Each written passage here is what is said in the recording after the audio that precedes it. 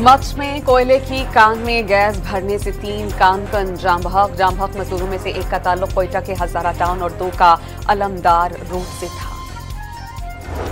बानी ने सलमान अकरम राजा का बतौर पार्टी जनरल सेक्रेटरी इस्तीफा मुस्तरद कर दिया। ऑपोजिशन लीडर उमर अयूब और शिबली फराज ही रहेंगे। पीटीआई रहनुमा की अडयाला जेल के बाहर गुफ्तगू।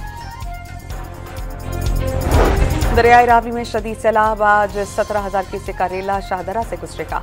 मुतालिका इदारों को सैलाबी सूरत हाल से निपटने के लिए अलर्ट जारी। दरिया सतलुज की सतह बढ़ने लगी। गंडा सिंह के मकाम पर ऊंचे दर्जे का सैलाब, कई बस्तियां ज़ेरे आग।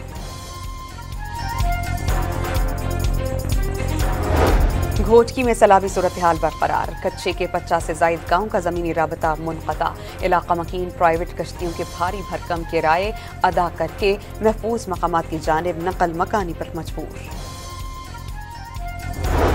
वज़ीर ख़जाना मोहम्मद औरंगज़ेब की ज़ेर सदारत इक़्तिसादी राबता कमेटी का इजलास। गिलगित बल्तिस्तान में सैलाब मुतासरीन के लिए 3 अरब रुपए के रिलीफ पैकेज की मंजूरी।